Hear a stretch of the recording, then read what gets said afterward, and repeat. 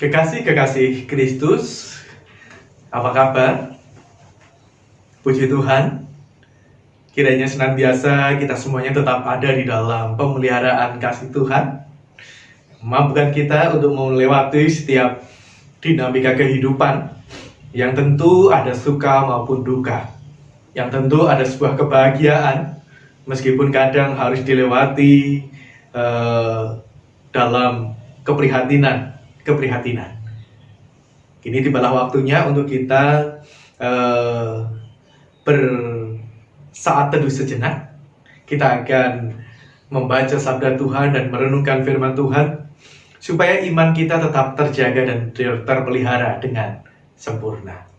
Mari kita menyiapkan hati kita, mari kita berdoa. Inilah saat di mana kami boleh kembali melihat iman kami, menjaga dan merawatnya, memeliharanya supaya tetap boleh bertumbuh, semakin kuat, semakin kokoh di dalam Tuhan. Supaya kami tetap mampu melihat sebuah pengharapan yang indah, pengharapan yang selalu Tuhan rancang dan Tuhan sediakan untuk setiap pribadi-pribadi kami.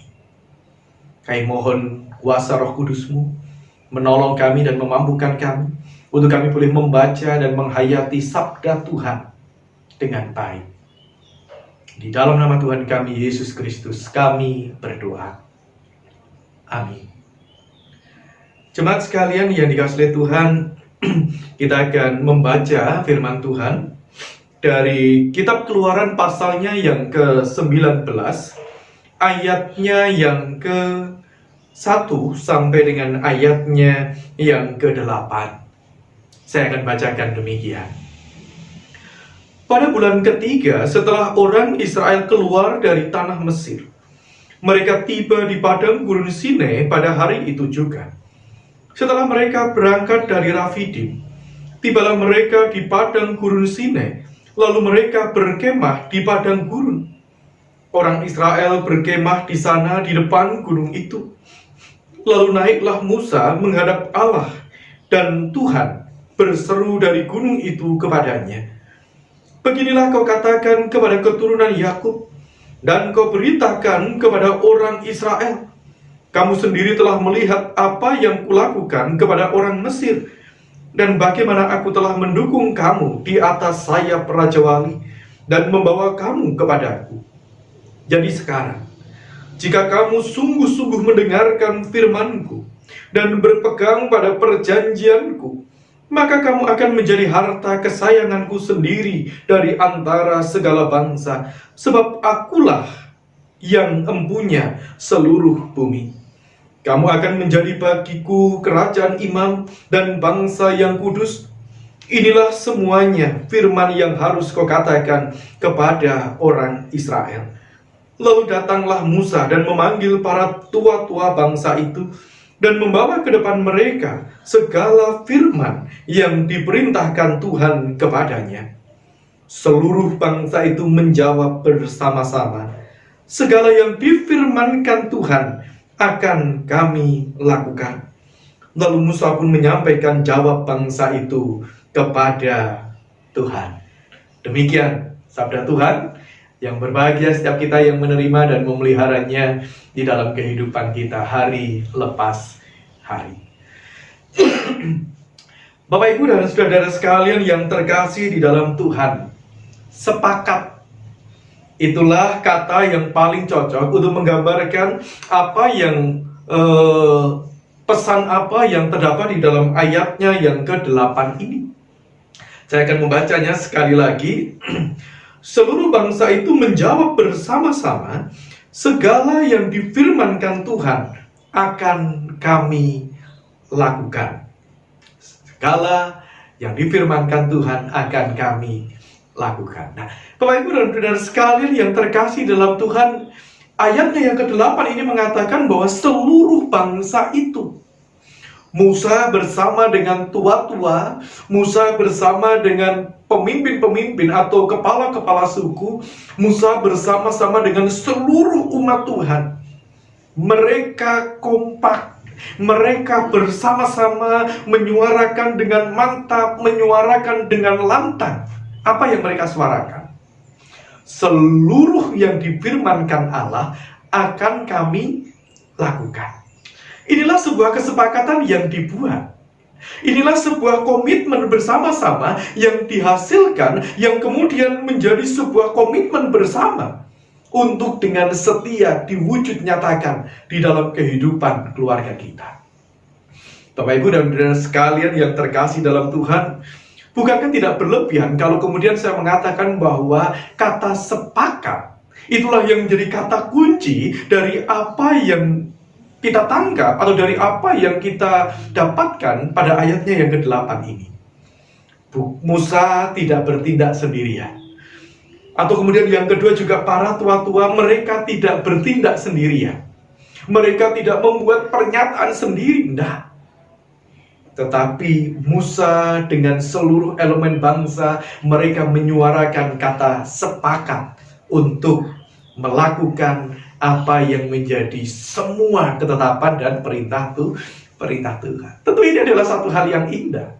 Indahnya kenapa? Yang pertama, karena mereka sadar bahwa bangsa itu bukan hanya hidup, bangsa itu bukan hanya terdiri dari Musa dan para pemimpin. Nah, Musa sadar dia ada di antara umat Tuhan, dia ada di antara para warga begitu yang cukup banyak.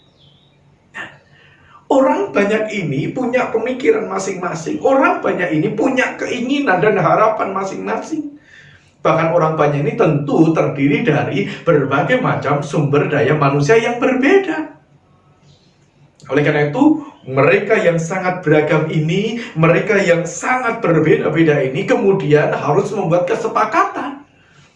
Supaya mereka tidak hanya hidup sendiri, tetapi mereka mampu hidup bersama-sama. Supaya mereka sebagai sebuah bangsa di hadapan Tuhan mampu menjalankan komitmen yang sama. Pertanyaan pertama, mengapa mereka mau memiliki kesepakatan yang indah itu? Mengapa mereka mau bersepakat untuk hidup seturut dengan firman Tuhan? Jawabannya adalah ayatnya yang ketiga bagian B. Beginilah kau katakan kepada keturunan Yakub dan kau beritakan kepada orang Israel. Ayat 4. Kamu sendiri telah melihat apa yang kulakukan kepada orang Mesir.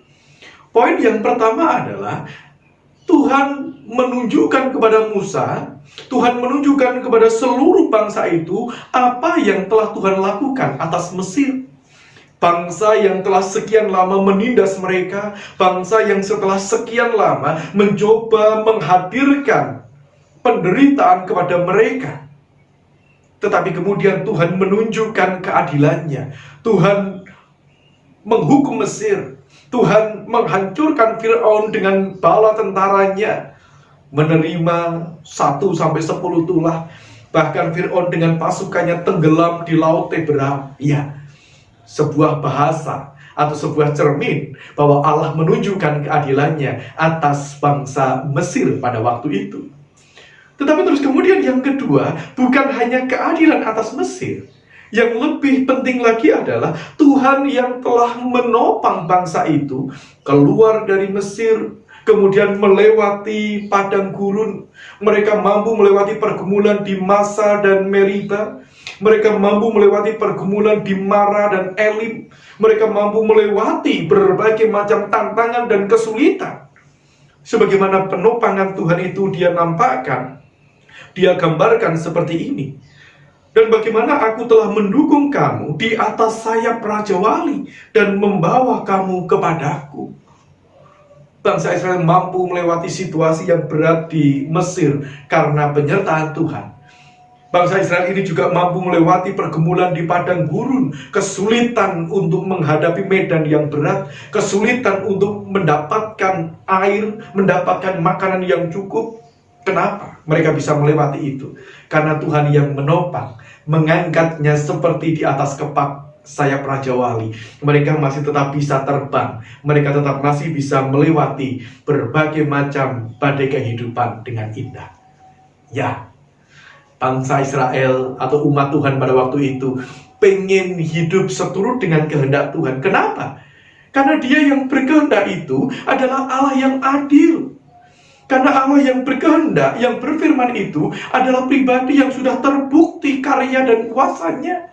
Membebaskan mereka, tetapi juga menuntun mereka melewati dinamika kerasnya kehidupan di padang gurun itu dengan ajaib.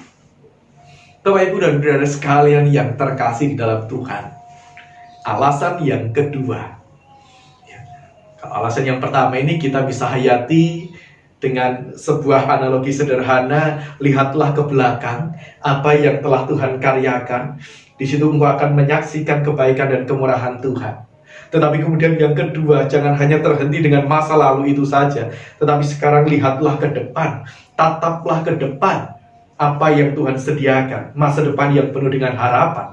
Apa itu? Dikatakan lagi dalam ayatnya yang ke-5. Jadi sekarang, jika kamu sungguh-sungguh mendengarkan firman-Ku dan berpegang pada perjanjian-Ku, maka kamu akan menjadi harta kesayangan-Ku sendiri dari antara segala bangsa, sebab Akulah yang mempunyai seluruh bumi.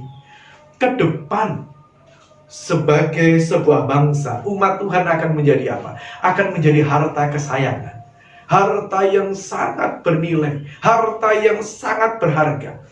Ada begitu banyak bangsa-bangsa yang lain, mungkin bangsa itu jauh lebih hebat. Ada begitu banyak bangsa-bangsa yang lain, mungkin bangsa itu lebih tangguh, lebih kuat, lebih layak untuk dibanggakan, dan mungkin juga lebih penurut. Tetapi di antara bangsa-bangsa itu, umat Tuhan tetap mendapatkan anugerah, tetap mendapatkan kasih karunia. Engkau akan menjadi harta kesayangan, engkau akan menjadi harta yang paling berharga. Bahkan yang kedua, pengharapan yang Tuhan sediakan, kamu akan menjadi bagiku kerajaan imam dan bangsa yang kudus. Mereka akan menjadi pribadi-pribadi yang dikuduskan. Mereka akan menjadi pribadi-pribadi yang berkenan di hadapan Tuhan. Engkau akan menjadi kerajaan iman, akan menjadi bangsa yang kudus, yang semakin berkenan di hadapan Tuhan. Ya, ketika memperhatikan, melihat kebaikan Tuhan di masa lalu, semakin dikuatkan untuk memegang komitmen. Ya, segala firman yang engkau katakan akan kami lakukan. Terlebih lagi ketika melihat konsekuensi ke depan, dampak yang akan didapatkan, melihat harapan yang Tuhan sediakan, engkau akan menjadi harta kesayangan, engkau akan menjadi bangsa yang kudus, kerajaan imam. Semakin dikuatkan untuk tetap berpegang teguh pada ketetapan Tuhan. Nah, Bapak, Ibu, dan saudara sekalian yang terkasih dalam Tuhan, ketika kita membaca ini, memang bagian ini akan mengatakan kepada kita bahwa umat Tuhan adalah sebuah bangsa yang besar. Untuk membangun sebuah kehidupan bangsa yang besar, mereka harus bersepakat. Kesepakatan yang mereka buat bersama-sama, kesepakatan yang mereka hasilkan dari pemikiran bersama. Dan kesepakatan yang kuat itu adalah ketika mereka ingin mendengar, ingin melakukan kehendak Tuhan. Relevansinya dalam kehidupan kita. Kita melihat bahwa keluarga berangkat dari dua sejoli yang memadu kasih. Dua pribadi dengan berbagai macam latar belakang yang ada.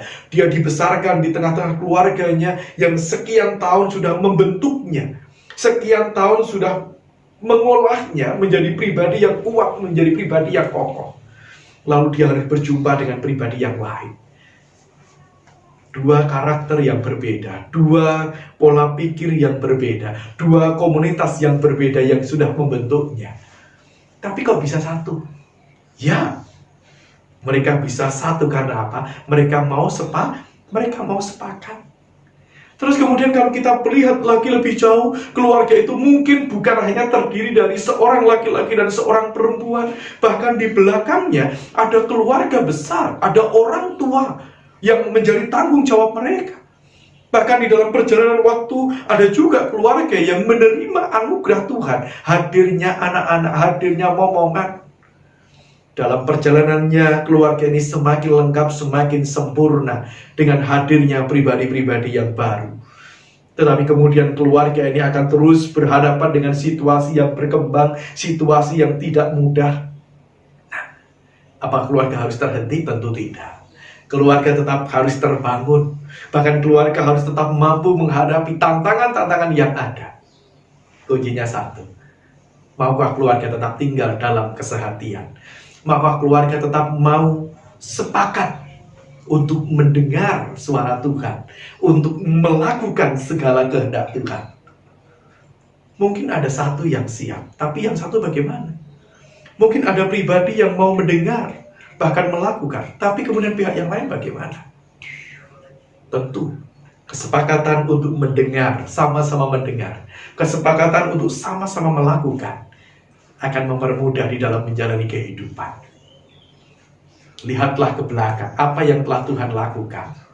Lihatlah ke depan, apa yang Tuhan janjikan. Semuanya itu akan menolong keluarga kita untuk tetap tinggal di dalam Tuhan, untuk tetap bersepakat memberlakukan kehendak Tuhan. Kiranya damai Tuhan menyertai keluarga kita dan menolong kita untuk tetap sepakat bersama. Tuhan memberkati. Mari kita satu hati dalam doa.